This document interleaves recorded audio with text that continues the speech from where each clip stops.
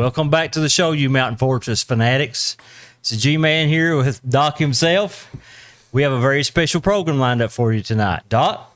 We sure do. We've got our old buddy back, the ex-Marine. Yes. Robbie Stewart. He's coming back on the show tonight, but something you didn't know about Robbie, he's a professional prize fighter. And his record speaks for none. Even after the Marine Corps, he went into to all that, and he's going to tell us a little bit about that. But before we get started, we actually took a liking to Robbie. We know some of his dreams. I thought you was going to say Rod for a second. Well, I almost said Rod Stewart next time. You know that. But we've got a little surprise for him tonight. And we know that some of his dreams were to actually train people and to boxing. And he wasn't able to find a facility or the training to do it. And thank God for our judge, you know. Yeah, Robbie. We're good friends with the judge. Right. And that's a good person to be friends. It is. He graciously took our phone call, and we explained your situation a little bit. And I'm just going to leave it right there because we want to bring him in. Right. Judge Alexander, come on in. Yeah. Come on in and sit with us here, Judge. Hey, thank you all. Hey, we love having you, Thank you for coming. Yes, sir. Thank you for having me. So, Robbie, we reached out to Judge Alexander. This is Robbie Stewart. Scott Alexander. And we're going to let him take it from here. Yeah. As far as like what we're planning on doing for you, I know you were having a hard time finding a place. And you were able to find him one, right? Yes, the mayor and I are great friends, but this is an exciting night as well. Before I say much more, first I want to say thank you for your service. Mm-hmm. That's right. It's Veterans Day. Yes, it's Veterans Day, and because of people like you still serving around the world, we can host these events. Amen. Do things in our communities, and America is still the best place to live. And so, hoorah! So we thank you with that. And I want to thank these guys. They're super supporters in this community. They're all the time getting something going, something new, something exciting, and I'm glad that I can just fill in every now and then because it's these great ideas you all have that makes this community great, and so we just try to plug in the pieces. Yes, sir. To make that work. But with that said, let's get back to the exciting part we was talking about as well. When you all reached out, I reached out to the mayor, who the city of Hazard has the pavilion, and we at some point in time after this show, and when we can, we want to sit down and say, hey, what do we need to potentially start boxing here for our youth? Anytime we can expand our youth into new opportunities, we think that's a great thing. And as far as I recall, in my lifetime, I never remember boxing being offered here. Wouldn't that be great? Yes, it would be great. So who knows? The next Muhammad Ali might be here. Take the guns out of the kids' hands and put the gloves on. There you go. There you go. There you go. Because that's the direction we're going. Is everybody's got guns and everybody's using guns. Use these guns. That's right. But you gotta learn how to, or you look like a sissy. So they're going to get together with the mayor and that put you together. Awesome. That sounds like a great game plan. I appreciate that. You deserve it. You deserve it. But I know the judge. He's very busy, and he's. One of the things I love about the judge, and I might get stoned for saying this, I'm going to be political tonight. It won't be the first time. is I love this guy. I mean, we went to school together. Yes. He's a county boy. Not that he don't love the city too. I would say it that way. No, specify. But he's for whatever is good for the children. He's a former state representative, and when he was state representative, I know. Several times we reached out to him, and he stepped up for Rico every time. He stepped up. And that's what it's about, really. I've kind of took politics and said, forget it. Forget the politics. It makes you great. How do I represent this community and the people? And I love the way Hazard's looking, by the way, with the lights and the it's looking amazing coming along. It really is. Yes, and that kind of stuff represents itself. I don't try to get into parties and arguing the debates and this and that. The farmers market. That was your idea. Looks great. I said, hey, let's talk results. Let's talk results with anybody that's in office, no matter where they're at. And I love it. And you can come to a true decision on are we moving forward or are we not? And so that's the angle we try to take, and These are the things, though. These are the pieces that we're missing. New, different opportunities for youth. I know I played basketball. A lot of people do baseball and football, and I'm all for them. Right. But we need alternatives too that meets the needs of other kids who maybe don't fit into that role or want that. And so boxing would be a great avenue for a lot of our youth to try. And I'm not even for sure, but I know if it's like tennis and golf and other sports, I'm sure there's opportunities after high school to pursue the boxing. And so that's the kind of things that really is going to make us grow. Well, what's cool about Robbie is he actually grew up in Louisville, and he trained with the best, didn't you? I trained, and I love bragging about it. I learned from Marcus Anderson and Leroy Emerson, who was also Greg Page's and he was a Golden trainer. Glove champion too. I don't tell people, I fought in Golden Gloves. No. I'm a Golden Gloves champion. And I won it twice. I've won 5 state titles. Boxing was I was born in Hazard. Okay. I might grew up in Louisville. I was born in Hazard. My go. family is from here. My roots is from here. I've spent every summer here, and vacations and holidays here. But I grew up in Louisville. I fought out of Baxter 2, which was Greg Page's gym. Greg Page was heavyweight champion in 1984. I was a pallbearer at his funeral in 2009. But there were so many boxing gyms in Louisville in the early 80s, the late 70s. The crime rate for the teens was real low. Not like it is today. Teens now get in trouble. No kidding. What are they doing with their time? Right. And it's the same thing here. It's no different in Hazard than it is in Louisville. A teenager's a teenager, and they've got energy. Right. What are you going to do with that energy? And a boxing gym is a great place, and it's for all the athletes. And the better the football player is, usually the worse boxer he is. It's the guy that's not running his mouth that's one you got to watch out for sometimes.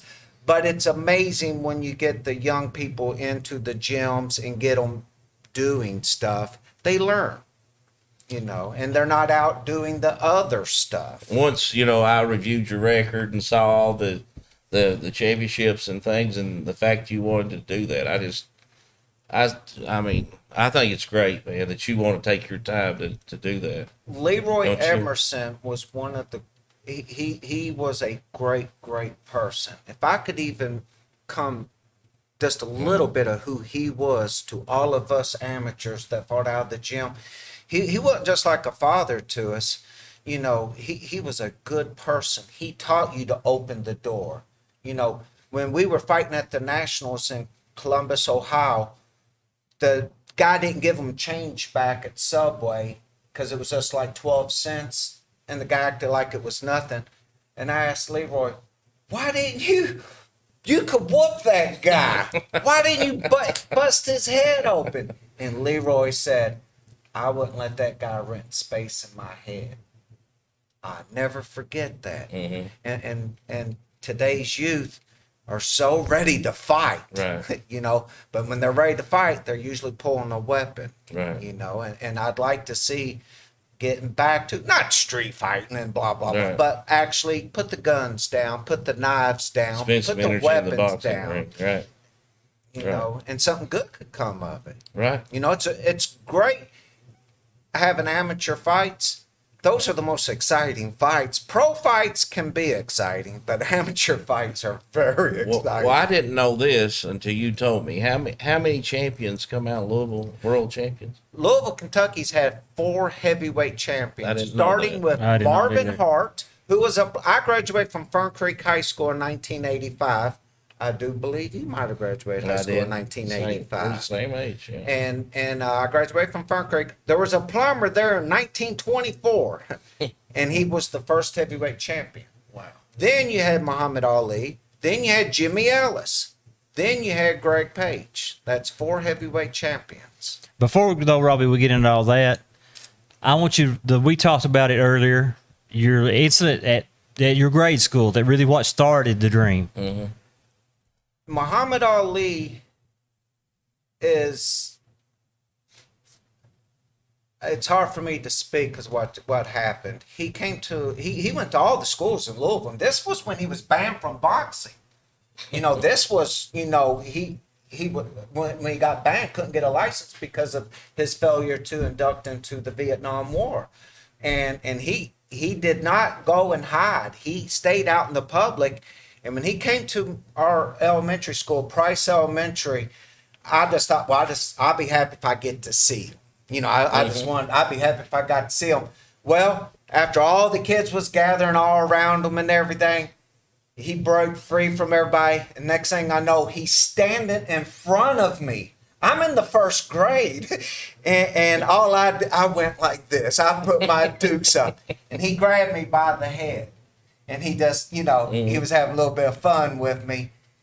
He didn't realize that touched me so much, because we're talking about the person that was voted the most recognized face on the planet of the earth more than 15 times. He beat out Pope John Paul II a few times, because John Paul II was always the most recognized face on the planet there. Muhammad Ali beat him a few times, and for him to stand in front of me, that really touched me. And I always watched his fights after that, and I became a Muhammad Ali fan after that. Well, so did your career really start? That's what I was going to ask. In school or in the Marine Corps? No, my boxing started in 1980. My mom finally agreed to take me, and we looked up, we got the phone book out. We didn't know anybody. Even though there's 17 gyms, we didn't know anything. We got the phone book out, and the first one was Baxter 2. And we didn't know that was Greg Page's gym. We knew who Greg Page was, of course, because he was the national amateur champion. He turned pro in 1979 because what happened to the 80 Olympics? Mm-hmm. Boycott, of course. Politics and sports, they mix so well. Well, look what happened in 84. They boycotted us. Yeah. What's good for the goose, I guess the gander gets it too. But my mom took me down, signed me up, and I was in the gym 3 days. And they were having a tournament that weekend, the 1980 Junior Olympics, which was at the Belvedere there in Louisville, right there on the river, outdoors. And I've been in the gym 3 days, and they put me in the tournament. Wow. And I fought a kid that was 80 wins and 2 losses, and he had won the tournament the 2 previous years, and I lost a split decision. Funny thing about that fight was, I laid it on him that first round. I was doing everything good. Second round, pretty good too. Third round, he laid it on me, and I didn't know how to cover up. I even went like that one time. I ain't trying to be funny. That was true. I went like that. But you'd only been training, what, 3 days? Oh, man. Wow. But you can tell a fighter in 3 days. And they really, Marcus Anderson is who was working with me then. Leroy Emerson was with Greg Page quite often out of town, because this was when Greg's career was going on. They were in Houston for the James Quick Tillis fight that Page won. A very impressive fight. Sound like you become real good friends with Greg Page, did you? Yeah, Greg was a great guy. What's nice, anytime you know somebody, if you know Dan Marino, if you know somebody that's on their verge of being the best in the world, that's always nice. But Greg would get in the ring with us younger guys and let us do body work. And you love getting in the ring with Greg, and you rooted for him. And that's why what happened to him really breaks your heart, because Greg took that Del Crow fight, and he got hurt in that fight, and he ended up paralyzed. And Greg should have never took that fight. Everybody was telling Greg, don't do this. Take the Tim Witherspoon fight on HBO, and Greg instead wanted to do it for Kentucky. The Tim Witherspoon would have made him 3 times more money, and he would have beat Tim Witherspoon, because they fought 5 times and he won 4 of them.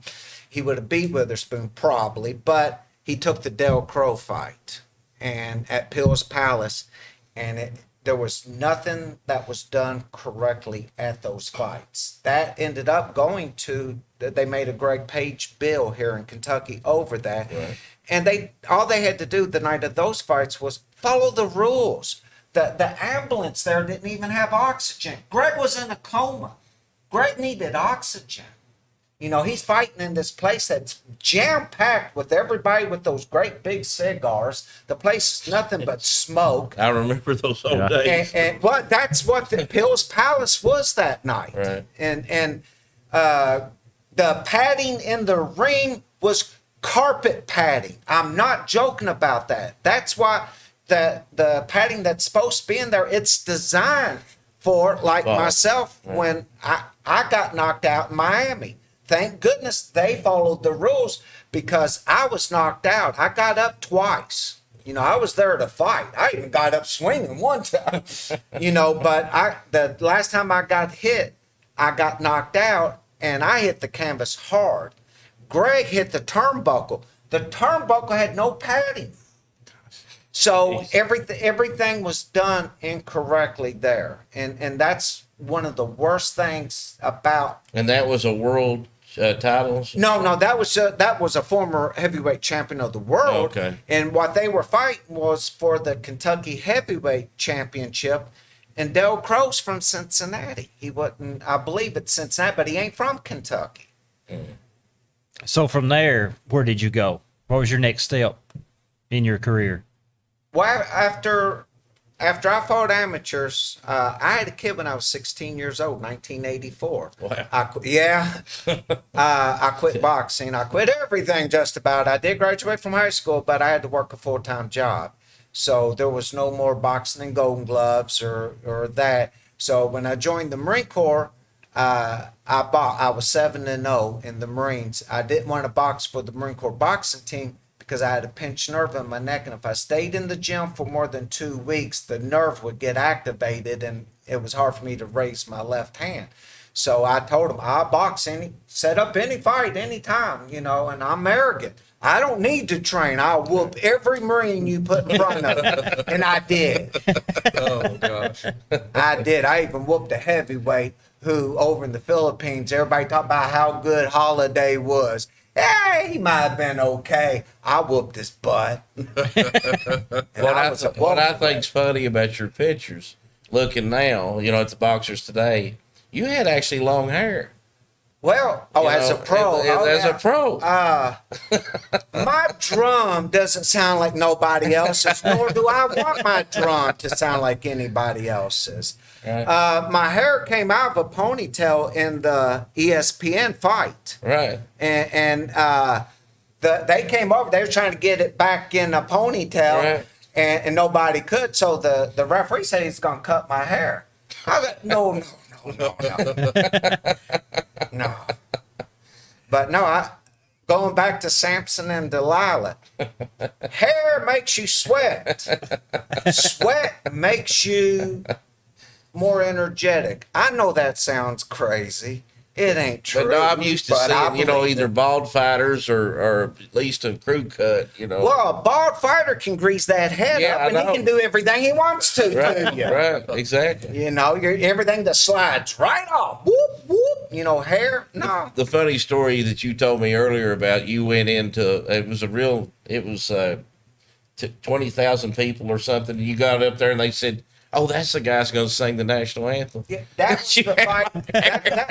That was the fight in Montreal at the Bell Center. Yeah, that's where it was. And there was 22,000 people there. They took it serious because their guy was fighting Danny Green. Eric Lucas or Luque was fighting for the super middleweight title that night. And they had showed me on the news the night before at the weigh-ins, and there's, you know, and all the Australians was there, and they were like, oh, he looks like Keith Urban and all. When I came out of my dressing room, there was women holding up signs with my name on it, and I'm like, you know, I'd never had nothing like this before.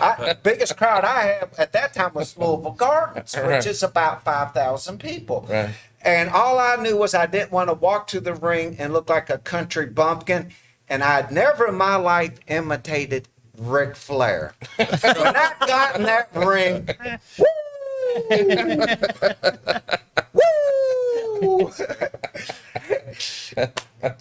And that fight was going great for me. I won the first round on all three judges' card. I'd landed 7 jabs, and I'm ready to drop the hammer on this guy.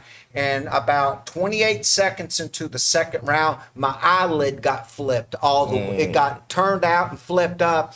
And I told the ref, don't stop this fight. And it was funny that night when we got paid, they put all my money on the desk, and then they showed the tape of my fight. I didn't know you wasn't allowed to say curse words. Every curse word. Here's 1,000. Here's 1,000. I owed them money. Oh gosh. You know, I didn't know you couldn't cuss, and all I was saying was, don't stop the fight. I just need a second. I've been poked in the eye. I'm okay, but I need to get my eyesight back. And the Australians, they come running from the back because they were watching it, and you could see on the screen that I was thumbed.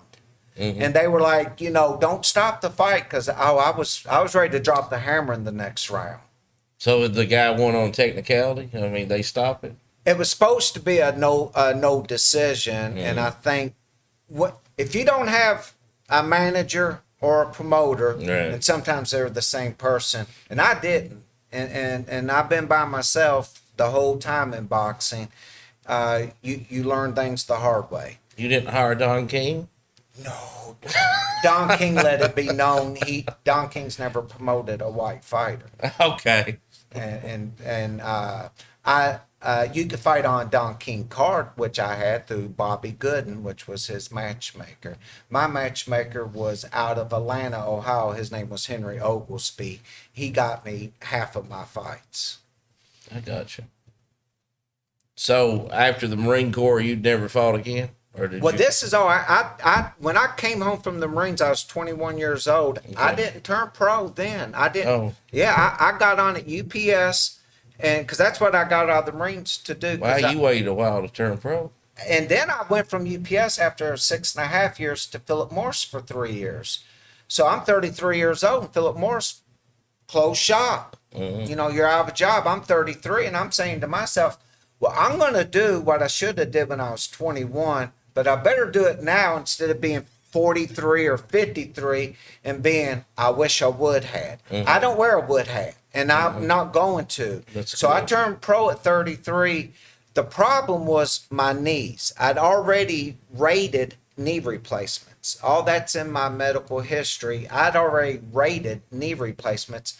So for my fights, just the training was hard. But for my fights, my last fight in Sarasota, Florida, when I walked out to the ring, I had them put a stool in. I had to sit down. My knees were hurting that bad. And I had kidney problem that fight too. I had a lot of blood coming out of it. And I told him I didn't even want to fight. I said, I'm going to give your guy 1 round and that's it. I told Henry Grooms that, who's a great guy.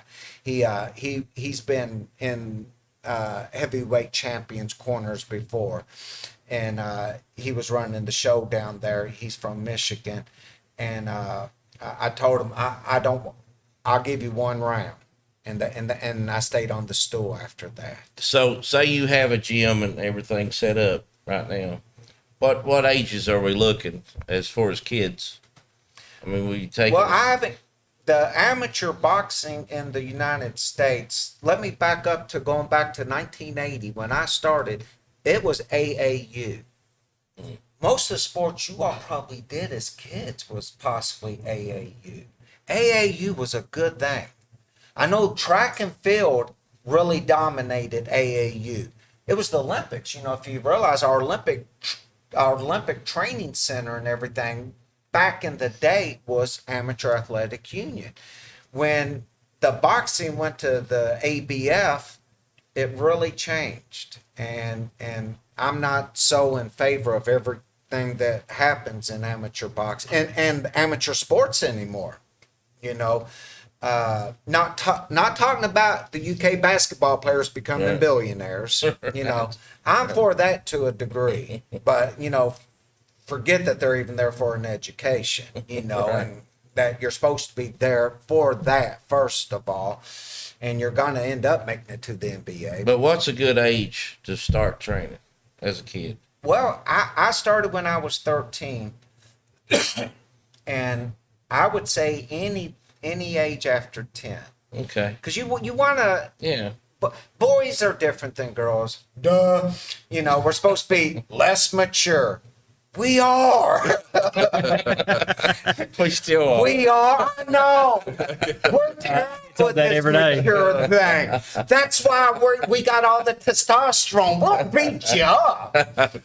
Club them over the head. Take them home, But anything after 10, I mean, you want the body to start developing a little bit more, and the skeletal muscles really to advance a little bit. And I guess the training's different for age as they get older. Yeah, and if you get good, it's nice. I knew a lot of boxers that boxed like 3 months out of the year. They would come in after January, because Golden Gloves was always March. The third week of March is when Golden Gloves was. And when people tell you they won Golden Gloves, ask them, where did you fight? Where was it? Golden Gloves took place at Trinity High School, the last years they had it. Kentucky has not had Golden Gloves for a long time. Joe Martin sold Kentucky's rights to Cincinnati. We've not had a Kentucky Golden Glove since at least the early 90s. And I think it was more like the late 80s. Judge, I saw you getting ready to chime in. Well, no, I just we was talking about the age groups and stuff, and that's one thing I wanted to, for parents that's listening. Boxing is much more than fighting. Yes. It's not like you're training a fighter to go out here in the classroom or something.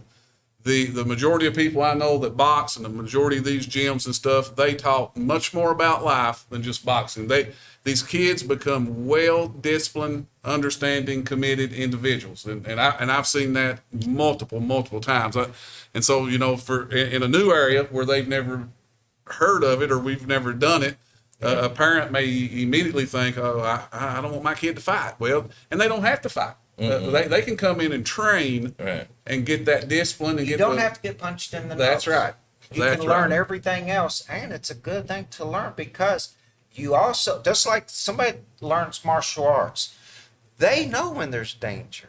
That's one thing on somebody that's trained in martial arts, they know when somebody's getting ready to approach them with not good intentions. Right. They sense it, but they also can see it with their eyes. And in boxing, same thing. You know when danger's coming your way, and you'll know how to at least take care of yourself. I'm glad the judge brought that point out, because there's just so much negativity when it comes to this boxing. Right, and especially in an area that's never had it. Yes. And so when you're starting something new, I wanted to make sure, because that it's a great discipline sport when you get into it. It is. You learn. It's hard.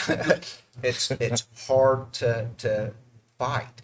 And what a great workout too. That's my God. One of the things. Jumping rope. I've managed Super Fitness, and I managed Hester's Fitness Center, which are big gyms in Louisville, and I did more with those kinds of workouts in the fitness centers, because men like to do the punch mitts, the punching bags, and so forth.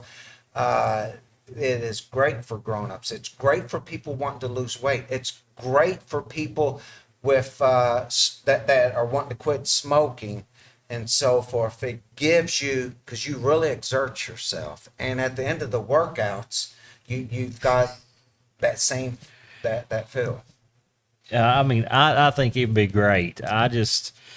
This county, until this man right here came along, we did not get nothing for the kids. No, there was nothing. The ice rink. And are we going to do that again? Yes, we're having the I ice was thinking rink. about that. Since he's been in office, that's great. We have saw a turnaround. And what I tell people is not everything works, but we're not going to be afraid to try. And here's why. They mentioned the ice rink. I like hearing that. How many of our kids would ever get exposed to an ice? It's an artificial ice rink, but you can skate. I love it. And so I want our kids to have the opportunity to be exposed to new things. We have a fair during the summertime. We bring in acts that they may never see. And same thing with the boxing. I went to that fair. Okay. And the guy came out and he said, "You're not going to believe what we've got next. The world's tallest midgets." And they walk out, it's like 7 people. Hey, look at this, and he's 6 foot tall. And the guy was just waving. I went to that fair. It was a great one. I had a blast that day. They had tigers there. We had tigers. Yeah, I know. Listen, I got a lot of negativity. And I was getting called from these cities, but here's what I explained to them, okay? I will listen to anyone's point of view, even though I may not agree. Right. But you can, if you present it right, I'll listen. Now, if you go bonkers on me, I'm not going to listen. Right. And they was calling, and going on about tigers, and they couldn't believe it. I said, "No, listen, you've got a zoo. You've got a zoo up there in New York. I was getting calls from Cincinnati. I said, your youth gets a chance to be exposed to that stuff. Our youth don't. Right. And so we're going to have events in our park." That some of our youth may never seen, and that was the first time. It brought thousands out to the park. I went and looked at them. Thousands come out to the park from all over East Kentucky, and that's something else. We're trying to tear the walls down of saying it's Perry County versus Letcher County or Perry County versus Pike County. We're in this together. We have to be in this together. And when we can do things such as that, I think it's a great experience and opportunity for the people of East Kentucky and Appalachia. Well, that was one of the reasons we started the podcast, because we want to get people I want tourism here. Yes. I want us to be excited about what's the next step, guys. Boxing, things that, the ice rink, some people, And I don't know if you've seen this yet, but with the people that come here, they love it. Oh, absolutely. All of a sudden, the story that's been told about us for years, they say, well, that's not what I was expecting. That Southern hospitality we have is unbelievable. You don't find it. And so what they've heard or seen on the news about us their whole life is suddenly they realize it's not true. Right. Oh, let me share this little story, because I'll have to leave my company nameless because they'll fire me tomorrow. But anyway, the ex-president made the comment, "Well, I guess I got to go to Hazard and listen to them banjos playing." Oh, really? Yeah. Prime example. Right. Prime example. I tell people, we talk about. I don't want to get off topic here, but you're here. We talk about stereotyping and we talk about that kind of stuff, and I can't relate to some of the things other people relate to, but I can relate to being Appalachian. I can relate when you show up on campus and all of a sudden they're like, he can't be on this college campus, And so we've been stereotyped for years, but when you give us a chance, what I've always said is we're not looking for a handout. We do need a hand up, just like any other community. Yes. But when people come here, they realize we got one of the best workforces and places to live and raise your family that you'll ever find. Well, one of the things I loved about you being judge, and we talk about it, you're the only cool judge we've ever had. I mean, he's so approachable. Robbie, you just met him. He is very approachable. I'm very impressed. If you see him out on the street, he's going to talk to you. He's one of us. Yeah, I'm real impressed. And we need that. We need that desperately in this country right now. The country, look how divided the country is. Right. You really do. You've got red and you got blue. You ain't got a whole lot in the middle. And the red and the blue, they don't like each other. At least back in the day, they associated, and we did still get stuff done. We don't get anything done. And you're not afraid to reach out and try new things. No. We outreach across both sides, both lines. And I love that about you. It's about this community. And I tell this community, hold me accountable for results. Let's talk results. I'm not going to get into all this. Let's talk results for East Kentucky. That's why we called him about you. Great. Great. And the first thing he said wasn't, he said, I want to be part of that. Yeah. There's no negativity. That's his first words. I want to be part of that. I'd like to talk to the man. Yeah. Is exact words. So that'd be great. Within 2-minute conversation now. Great. Yeah. I mean, I'm very impressed. Yeah. Because, I was impressed talking to you and seeing your record and everything and going, this guy lives in our community. We should take advantage of that. For sure. For sure. I've got a Your lot knowledge. I was going to say, I learned from the best. I didn't learn from my uncle in the garage, my dad out back. I learned from professionals. And the whole 9 yards, the whole 9 yards of boxing. And Right. I would like to pass that on. Right. Well, this man right here wants to help you pass that on. Yes, we do. Yes, we do. And this is a great place for it because, number one, a lot of people don't realize this. You fight with one thing. It ain't your eyes, it ain't your brain, it ain't your athleticism. You fight with emotion. Mm-hmm. You probably not thought about that before. Right. Think about that now. You fight with emotion. Now, if you're going to be a boxer, you better have some emotion. But you do. You fight with emotion, and it's amazing when you take a hungry kid and put him in the ring with a kid that's spoiled, got everything, goes to the nicest boxing gym, goes to the nicest weightlifting gym, has everything, really catered to him. That hungry kid to eat his lunch. Mm-hmm. Literally, he's hungry. But and we've got that here. We've got we've got a lot of kids. And I meet a lot of people that said, "Man, I wanted to box, but we didn't have that." And I'm like, "Well, it's a shame, but maybe that'll change." Because there's a lot of athletes that would like. That's why we reached out to this man right here. Doc and I talked. And he's right here, sitting right here. I looked at him. I said, if I had $1 million, I'd give it to the man right now to open up a gym up. Actually, we called sitting right here. Yeah, we called Scott sitting right here after the show. One thing I go on record and say, I'm not doing anything for money. We already made him aware of that. Yeah, anything I'm doing, I might want my gas paid for or something like that. But I'm not doing anything for money. Right. I've worked with fighters, and I don't. Well, you would work with adults. You said too, right? Well, if you got a gym that has a fitness center, then the pavilion. We do, and one of the things, and I don't know much at all, but and I used to go to the gyms, and the adults and everybody wants to learn. We'll have hitting bags, right out the gate. I'm like, have you hit any? Yeah, and you know this, but. Well, here they come like this. Well, that's nothing to do with boxing. That John Wayne. Right. So, I had worked out a little with the box. Never fought. Never intend to fight. Right. Done it back for what you said, the exercise and the workout. Stress relief. And when you, and here's the thing I remind people, especially when you're first time, and I had no idea.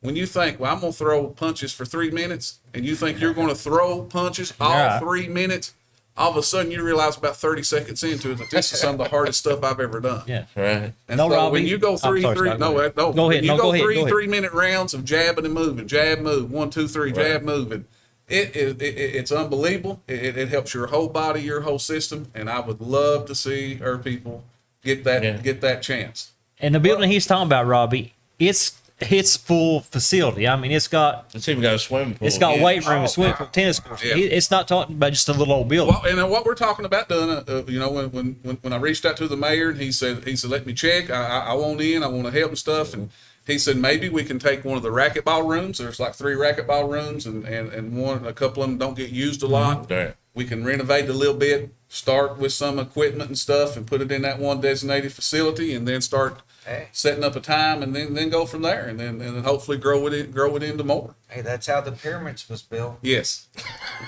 Honestly, that's right. And I would love to hear the next world champion boxing out of Hazard, Kentucky. Look at your athletes here. You have got great athletes. Yeah, we do. Yes. They get the opportunity. Not just basketball. You've got the greatest basketball players in the state. Pretty much have always been from here. I'll be real quick. When I worked at Philip Morris, I worked with a guy whose brother was a Harlem Globetrotter. He played for Central High School. And he said he hates Hazard, Kentucky. This is I think the 1950s. Yeah. That he would have been a he'd been against Johnny Cox. Yes. Why did he hate Kentucky? Yes. Central had players, and this guy made it to the Harlem Globetrotters, and Hazard beat him. And he said they'll never forget that they saw they were smaller than us, and we knew we'd kill them. Yeah. By the way, this guy was a heck of a basketball player for Bill Scopes, as I remember. Yeah. Great. And love it and still love it today, and it's a good opportunity too. But it's time we start exposing to these new ones. Yes, I'm telling you, Rob, you got somebody right here that he has got your back, and he will work. Mm-hmm. Great. And he's a man of his word. If he tells you something, he's going to do his best to do it. He's always come through. You know. But we're getting short on time, so let Robbie, why don't you go over your pictures, and then we'll be right back. All right, thank you. Okay. All right. Here's pictures of my fight when I fought the All Marine Corps champion, Sergeant Bland. His amateur record was 202 wins and 2 losses. At the end of that night, he was 202 wins and 3 losses. I ain't gonna brag too much because he was one hell of a fighter and it was a hard fight. It was a very good fight. This is my captain, Captain Ferguson, bringing me a Budweiser. It disappeared real fast. And this is the sky before the fight. You can see this was a typhoon that night. A typhoon actually hit, and it was, as soon as the fight ended, just about, the rains came. And you can see at the end of the fight, the sky is black. And what a beautiful sky it was. This was a really tough fight for him. It was a great fight. Like I said, he was a Marine Corps boxing champion. I defeated him, unanimous decision. This is my son when he was 5 years old, and he's just behind my Golden Gloves trophy, my Silver Gloves trophy, my Golden Gloves plaque. I won the Kentucky State Golden Gloves 2 times, 1981 and 1982, and got Best Fighter of the Year award 1982. And then some other trophies, Tri-State Championship. I won a total of 5 state titles in Kentucky. And this is the night I fought on the Layla Ali card Get a little lower there. There you go. in Louisville Gardens. This fight was on ESPN Valentine's Day in 2003, and I've just knocked out Andy Daly in the 2nd round. And this was probably my best moment in boxing. That's cool.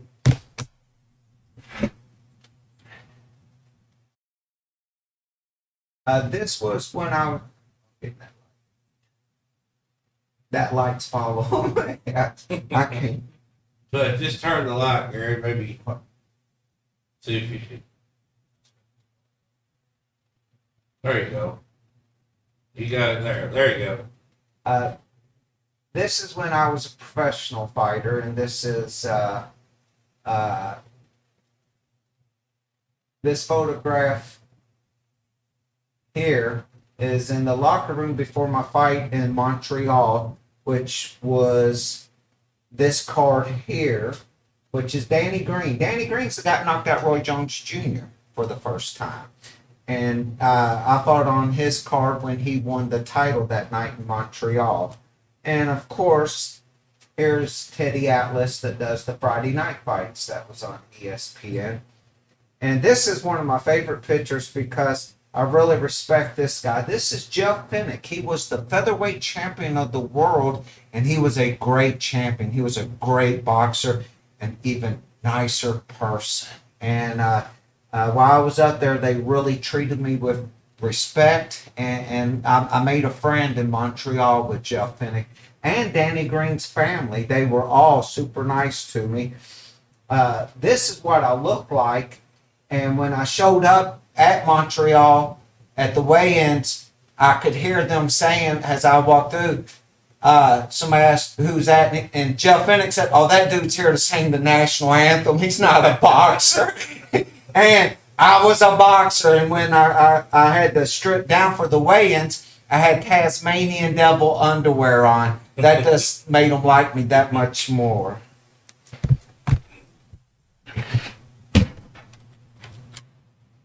And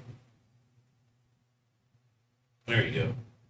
here's 2 photos from the ESPN fight, and this one, the bottom one here, you can really see I'm laying it on and Andy Daniels that I'm going for the knockout. And this one here is when I landed the punch, and he's going down.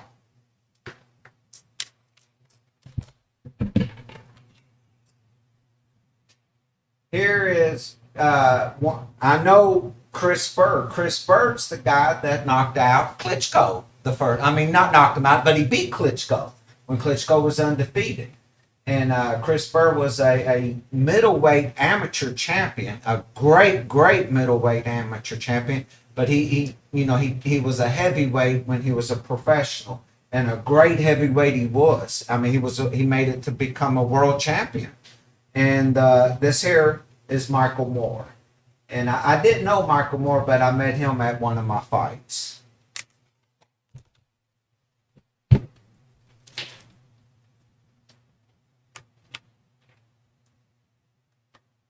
And this is the fight in Montreal. This is where I throw an uppercut and I miss, and I got my punch up in the air. And this one here is when I got into the ring, I realized there was 22,000 people there, and they was cheering for me. And that really felt good. That's it for photos. All right, Robbie, continue on with your little bit boxing history while we're winding up. And I'm sure Mac probably got a question or two for you. Okay. After I got home from the Marines, I didn't turn pro. And then when Philip Morris closed, like I said, I was 33 when I turned pro. And that was hard. I moved to Daytona Beach. I sold everything. I sold my house, my kid, my dog. I sold everything. And I moved to Daytona Beach to train. I love Daytona Beach. And I moved there, and that's where I turned pro out of. And it's been a rough career, especially at 33, and my knees were bad. I never took a beating, but there at the end, I realized I'm not gonna become a world champion.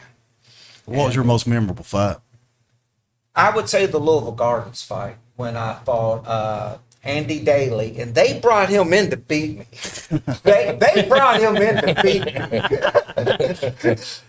And I didn't even get to see him at the weigh-ins. I was supposed to be fighting a guy from Venezuela, and they brought in Andy Daly, who was he was a tough guy, and I didn't even get to see him weigh in. And first time I got to see him was behind the curtains as was getting ready to go to the ring, and I always went to the ring to California Love, just because it's got that boom, boom, boom, boom.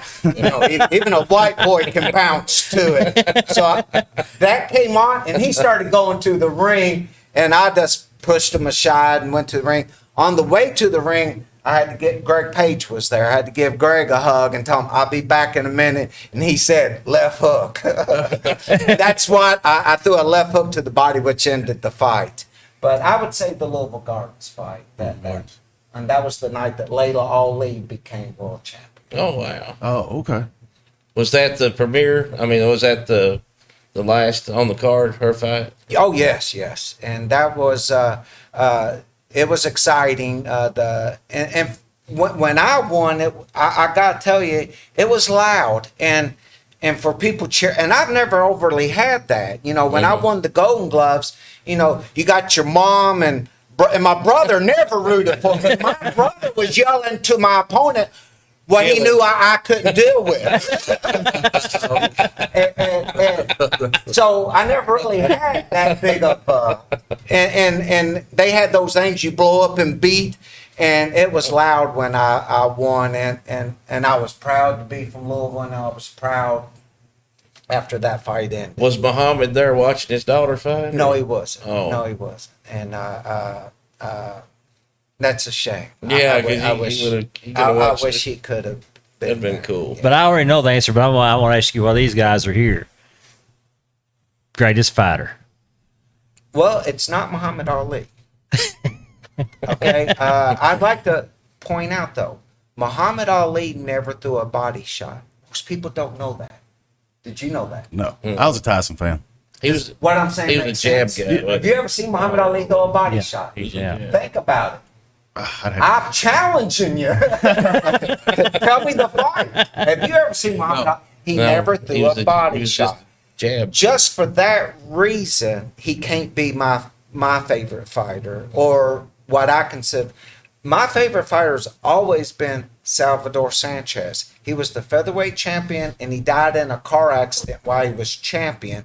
He was rock'em sock'em. He really was, and I thought he was a great fighter. I loved Salvador Sanchez, but my heart goes to Greg Page. I loved watching Greg fight. I'll be real quick. When Greg fought for the title, you've never seen this before. He knocks Jerry Cootie's mouthpiece out. You know what happens in boxing when the mouthpiece gets knocked out. As soon as there's a break, the referee grabs it, cleans up. Greg kicked it out of the ring, punched him again. Oh, God. Yeah.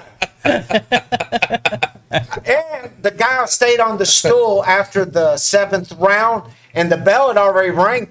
Greg went across the ring and hit him. Wow. On the stool? Yeah, we're top. The round started. But no, I loved Greg Page. I loved his fights. And I love Muhammad Ali, of course. All these fights were very entertaining. Well, have you been to Frazier's gym? Yeah, Smoking Joe's film up there in Philly. That's a tough gym. Yeah, that's what they say. They don't call it smokers for nothing. I mean, it's a tough gym. Well, Joe was a tough fighter. I mean, he was small compared to. Yeah, and that's I know he's not with us anymore, but he was a veteran. I didn't know that. Yeah, he was a staff sergeant in the Army. Wow. Not just Joe Lewis. Joe Lewis was, a staff sergeant in the Army.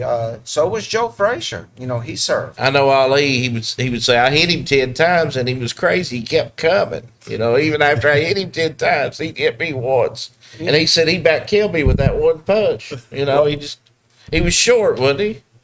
Well, he looked short because he looked short because he's fighting guys that Ali's 6'2", Greg Page 6'2". Joe Frazier actually stands about 6 foot. He's not a small guy. He looks small because he's fighting bigger guys. Right. Look at Ken Norton. Yeah. He didn't have to box. He could have did Mr. Olympia. Yeah, that's true. Seriously, he was nothing but a big chiseled chunk of muscle. And he wasn't just muscle; he was strong. Ken Norton hurt Ali. Well, he broke his jaw. Yeah, he broke his jaw. He hurt Ali. George Foreman, Ernie Shavers, all those guys, were great, big, strong men who could fight and did. What do you think about Floyd Mayweather? You like the way he fights? Because I hate it. I was just wondering what you thought. I don't know where he fights. All he does is run. I'm just saying. Have you ever seen him throw a buddy punch or a punch? Floyd is probably one of the most skilled fighters of all time because he grew up in the ring. He was probably born in between rounds. Grew up in the ring. His dad fought Sugar Ray Leonard, which was a great fight at Caesar's Palace, back when they fought in the old Caesar's Palace. And Roger Mayweather, his trainer, I think Roger Mayweather's a great person and a great trainer. I get mostly people that can't stand him. I get more like yourself, but I thought he was a great fighter. Well, Ali, that was part of his strategy. A whole lot was let him wear themselves out. At the second part of the career. Right. That first part of Ali's career, you're right. You'll never. He could do something that no other fighter could do. He could move away from you, and your head's going like this, and he's moving away from you, and you're getting hit. But the second part, the rope-a-dope. Of course, I'm not for that. Right. I hate when I hear trainers in the corner telling their fighters now, let this get in the later rounds. Let it get in the later rounds. No, fight now. You don't know what's going to happen. All right, one more question then. Do you think he ran from Pacquiao? Let me tell you, I love Manny Pacquiao. I got pictures of him at one of my amateur fights at Subic Bay. Manny Pacquiao, when he fought Floyd Mayweather, he had a torn bicep. But he waited so long to fight. Oh, yeah. And he told him, I'll do anything you want me to do if you let me fight. I would give that fight to Pacquiao any day of the week. Yeah. Before. I love Manny Pacquiao, and I think Manny Pacquiao would have penetrated Mayweather's defense. Oh, he would have. in his prime. I mean, I just wonder if you thought he it's ran kind of from. like what Sugar Ray and Hagler. You know, everybody says, well, Sugar Ray let Hagler get old. Not really, you know, but that would I'm with you on that. I love Manny Pacquiao. But Mac, to answer your question, you said you're a Tyson fan. Yeah. He's hung out with him. Oh, really? Mike is 9 months older than me. Mike's 9 months older than me. I don't know him personally, but we've been around each other. And back at the amateurs, I'll never forget, because he had a fat butt and fat leg, but you could see the muscles in him. And one thing, everybody said the same thing. If they never teach him how to box, he'll never lose. If you teach him, Mike Tyson, how to box traditionally, he'll get killed. That's what happened. When he left Kevin Rooney and he went with Aaron Snow. Is that what happened? Yeah, he's upright. I mean, he was boxing. knocking people out the first round. He's five. You know, I'm 5'9". He's 2 inches taller than me, and he's fighting people 6'4", 6'5". Yeah. But he's fighting upright, where he used to be, you know, really going at him. But I don't remember every one of his fights were a knockout in the beginning. I mean, he was just so he didn't know how to fight then. Is that what you No, said? the way he fought, the way Okay. Gus taught him. I got you. You know, kind of, you know, which one's the referee? Because I'm going to kill the other one. One of those. Well, he swears he didn't even train for the Buster Douglas. He said all he did was party the night before he fought him. Greg Page put him on his butt in training. That was the first time Mike Tyson had ever felt the canvas, supposed that I know of, and it was Greg Page that did that. No, he was training, and He said he didn't train. He just wasn't training like he should have. yeah, that's probably true. But Buster Douglas whooped his butt. I will agree with Roy Jones Jr. He really did It that don't fight. matter how many push-ups you do, how many miles you ran. The tougher guy wins. Does that make sense? Yeah, I just don't think it. The tougher guy wins. Now that's hard to explain because of McGregor Mayweather fight. The tougher guy in life is definitely McGregor. Oh, yeah. You know?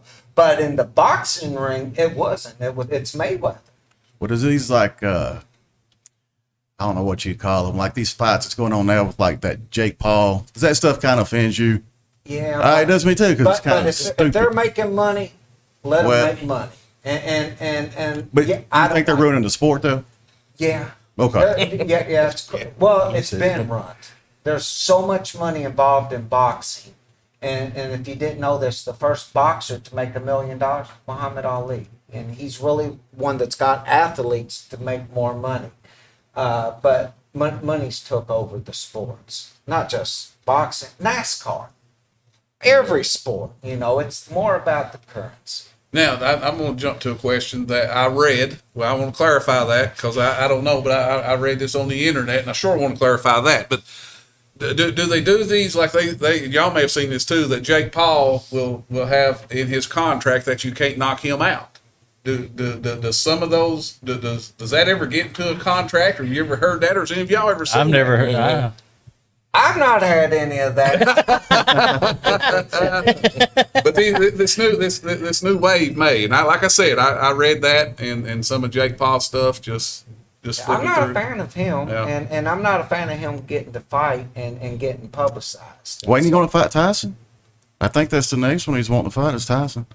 I just kind of hope he knocks his head. Without mentioning any names, Robbie, you told me a story about you was kind of asked to lay down for money. That's a true. But he said I was so naive I didn't know what they were asking, so I go out and whip the guy's butt. The guy. I can't even pronounce his name. It ain't Holly. Well, don't mention no names Yeah, to not get you in trouble. I can't pronounce. It's like Alejandro, but he had been knocked out his previous fight, and I'd been taught anytime you're knocked out, hit the guy. Just touch him on the chin, and they'll go down. That's all I did. Was touch him at the beginning of the fight. And he went down. Oh, You know, hey, what am I supposed to do? Oh God! But his first round, I hit him with the left hook and knocked him out, and they wouldn't pay me.